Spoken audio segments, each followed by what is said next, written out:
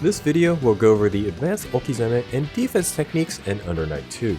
If you are new to the game, I highly recommend going through the basic Okizeme video first, as most of these concepts are effective against people who understand the core concepts. Alright, in our previous video, I talked about the basic strike, assault, and throw rock paper scissors of the game. On top of these choices, I'm going to add an advanced technique called attack and throw option select.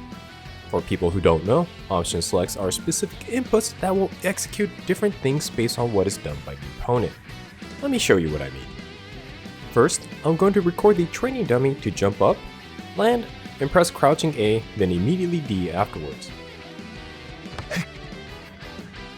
You can see crouching A come out if we decide to not interact with it. Makes sense since the dummy is pressing A before D. Now we'll replay the same action, but this time around, we're going to dash forward and attempt to throw as the dummy lands. Lo and behold, the dummy takes the throw. This is because the dummy is pressing A and D in quick succession, which the system recognizes as a throw tech attempt. This is generally known as a 2AD option select. One common way this technique is used is when the attacker dashes up to do a throw during Okizeme or after a close range block string. If the opponent does an early throw, the defender will tech it.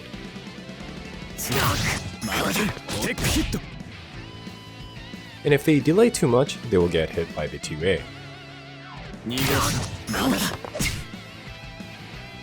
Incredibly powerful, right? So how does the attacker counter this? One common method is to do a delayed assault attack. Since most 2A attacks only hit near the lower parts of the body, assault attacks will go over them. So if the timing aligns, the attacker can punish with an aerial attack. Let's go through a simple example. We'll have High do a short 2A block string, then dash forward to coax a 2AD reaction from the defender.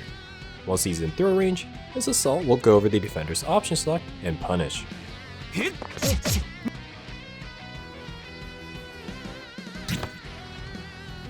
Cool, a counter to a counter. But remember, we haven't fully completed the cycle of counters. So what can the defender do to combat this action? Use an anti-air with the throw option select. That's right, 2A is not the only button you can combine with a throw. Technically, you can combine almost anything, even special moves.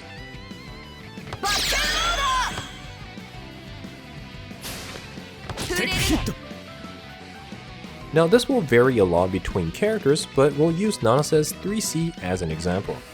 We'll have the dummy dash up and do a throw, and then dash up a second time for a delayed assault attack.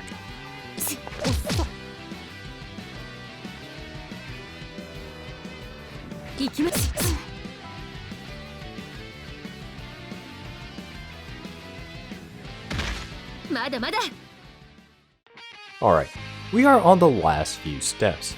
So how do we counter the anti-air and throw option select? This will really depend on the character the opponent is playing and the attack that they are using with their option selects. But most of the time, anti-airs are not that fast. For example, Nanase's 3C has a 9-frame startup, which is almost double the amount of her fastest normal. So what the attacker can do is frame trap with a fast attack.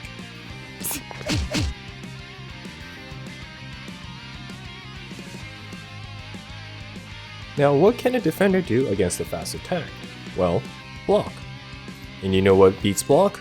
Throws. And there you have it. We are back to square one, where we are threatening throws. Now, this cycle can branch off since there are a lot of factors such as the variety of attacks that can be combined with the option select, and the different timings that they are used. But hopefully, this can give you a starting point on exploring different options that goes with a character. With that said, I'm going to end this video. Let me know in the comments if you have any further questions or things you would like to add.